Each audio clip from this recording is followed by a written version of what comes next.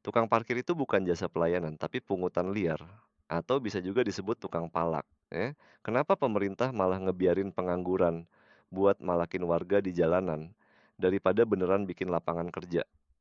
Gua nalar santai, yuk kita bahas. Kemarin, gua berhenti di toko cuman buat beli air mineral harga Rp5.000. Gua di dalam toko nggak sampai semenit. Pas gua keluar, ada orang udah berdiri di belakang motor gua.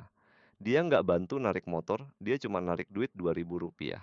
Secara nalar, gua kena biaya tambahan 40% cuma buat berhenti sebentar. Gua ngasih duit bukan karena ikhlas, tapi karena mau hindarin ribut. Alasan pertama, kenapa lu tetap ngasih duit itu? Karena ada tekanan mental yang lu rasain. Orang-orang ini manfaatin rasa takut lu, karena lu takut ribut atau kendaraan lu lecet. Lu ngasih duit bukan karena jasa mereka bagus atau kepake sama lu, tapi karena lu terpaksa beli rasa aman, supaya kendaraan lu nggak diganggu.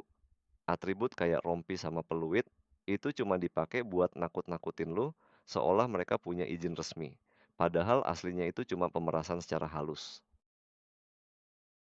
Masalahnya makin berat karena ini bukan cuma soal satu orang, tapi soal penguasaan kelompok di wilayah itu. Di tiap tempat parkir ada aturan mainnya, dari orang di lapangan, koordinatornya, sampai organisasi massa yang dapat jatah. Mereka bikin aturan sendiri buat nguasain tempat umum dan ngerasa punya hak buat narik duit dari warga cuman karena mereka ada di situ tiap hari. Ini soal siapa yang paling kuat pegang kendali di pinggir jalan. Kondisi ini makin awet karena budaya nggak enakan yang kuat di masyarakat kita. Lu bakal ngerasa nggak tega atau malu kalau nggak ngasih duit kecil ke orang yang kelihatan susah. Apalagi kalau diliatin orang banyak. Rasa sungkan ini dipakai buat alat buat narik pungutan liar. Kita seringkali lebih takut dibilang pelit sama orang sekitar daripada sadar kalau kita sebenarnya lagi dipalak secara ilegal. Alasan paling utamanya sebenarnya karena pemerintah lepas tangan. Negara nggak becus nyediain lapangan kerja beneran buat jutaan orang yang nggak punya keahlian. Akhirnya, pemerintah sengaja diem aja lihat praktik ini jalan buat ngeredam potensi orang-orang ini jadi pelaku kriminal kalau mereka kelaparan. Jadi, beban hidup pengangguran ini dipindahin langsung dari tanggung jawab pemerintah ke dompet lu di jalanan. Negara milih jalan pintas daripada benerin sistem ekonomi. Terakhir, lu harus tahu berapa gede duit yang ditarik di sini.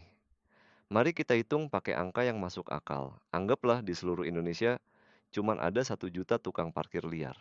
Kalau satu orang dapat bersih Rp50.000 sehari, berarti ada 50 miliar rupiah duit tunai yang ditarik dari warga tiap hari.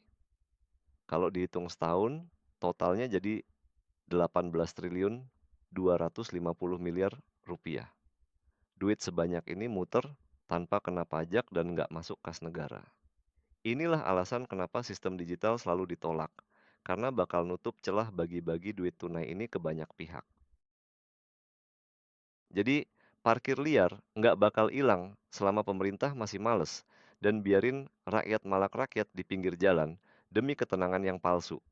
Jangan cuma salahin orang yang pakai rompi parkir, salahin sistem yang gagal kasih kerjaan beneran dan gagal jaga ketertiban tempat umum.